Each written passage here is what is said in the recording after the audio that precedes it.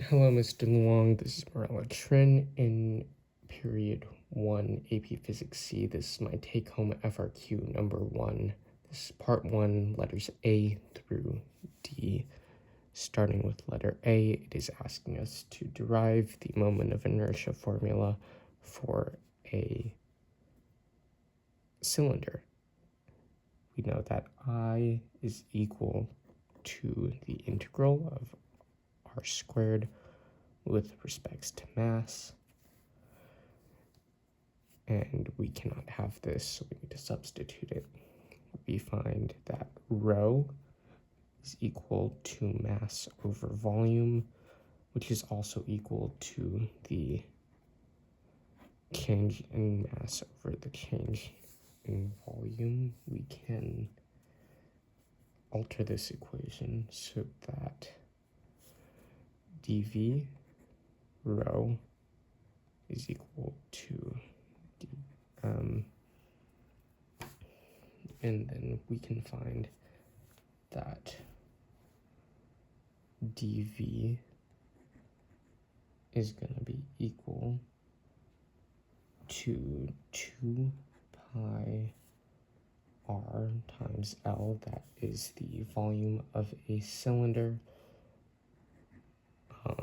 and this is a changing radius, so dr. Plugging this back into the equation, we get that 2 pi rho, which equals density, RL dr equals 2 dm, and we can plug this back into the initial integral expression. I, the moment of inertia, equals to the integral of r squared times 2 pi rho RL dr. We can pull out the constants 2 pi, rho, and L, leaving only the r's inside and the dr. That'll look like I is equal to 2 pi rho L times the integral of r cubed, combine this r and this r, dr. From here, you can find the antiderivative of r cubed. I is equal to 2 pi rho L times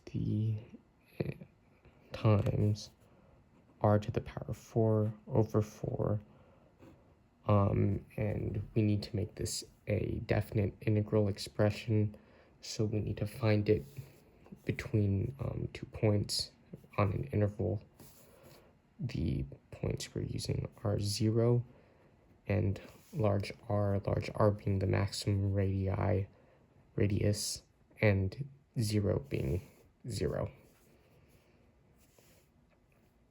From here, we can use our fundamental theorem of calculus.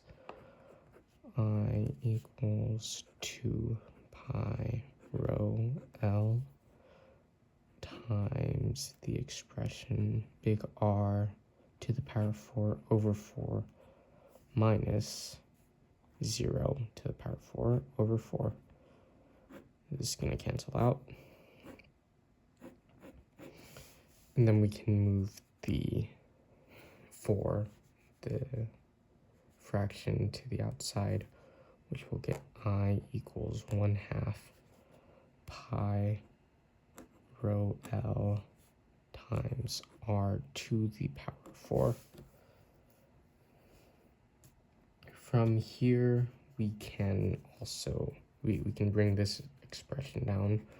Rho equals m mass over volume, which will equal the mass of the pulley over the volume of a cylinder, which is pi r squared times L.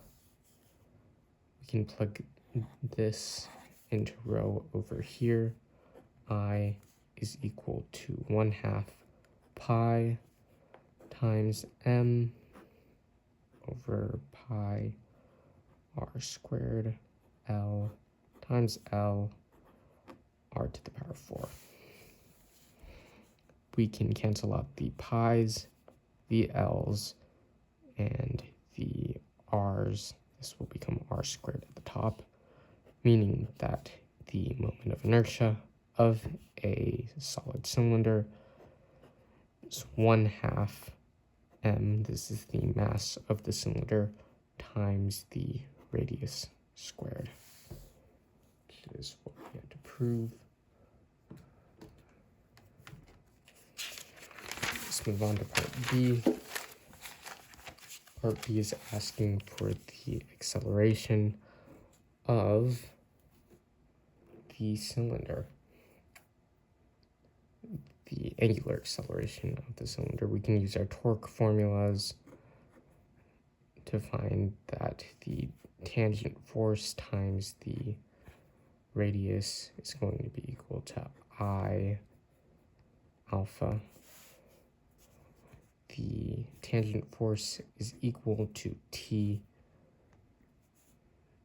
F tangent, or F perpendicular, is equal to T, which is your tension, which is equal to mg minus ma. You have the r here, and the I, which we found earlier, is 1/2 mr squared. The tangential force, we can plug that in.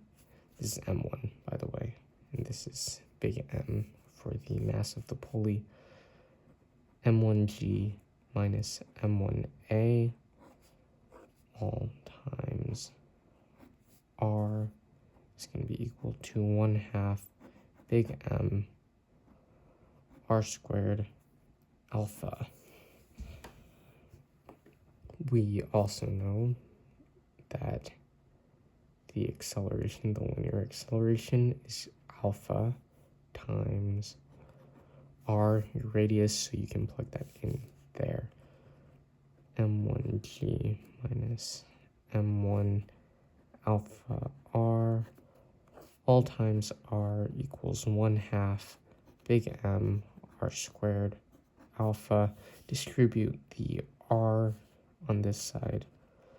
m1g r minus m1 alpha r squared equals 1/2 m r squared alpha. You can cancel out an r in all of these terms, and you can move this over here to help isolate for alpha. m1g is equal to 1/2 m r plus m1 alpha m1 r. Since these terms share an alpha, we can pull the alpha out. Then we can divide both sides by 1/2 mr plus m1r. Divide both sides by that.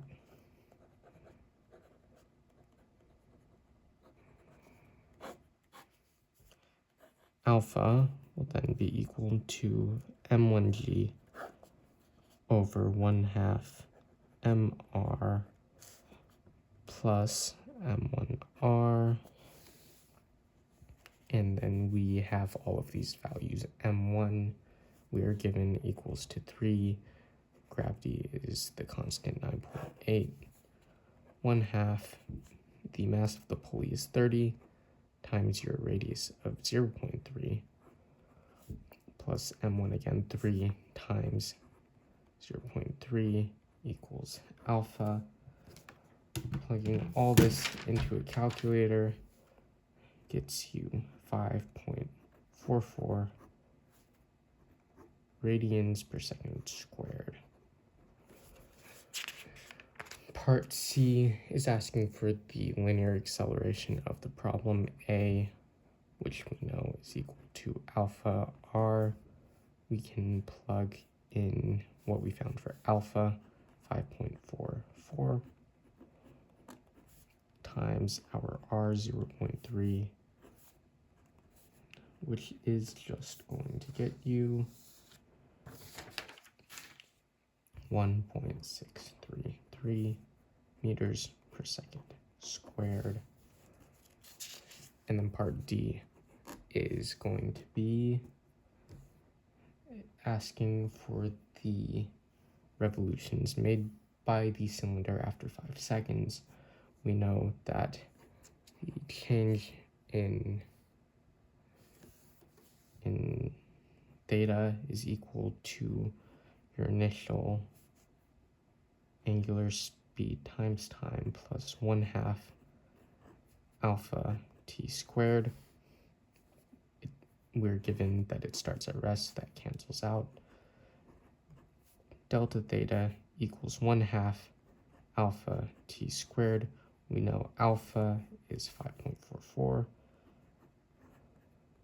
1/2 times 5.44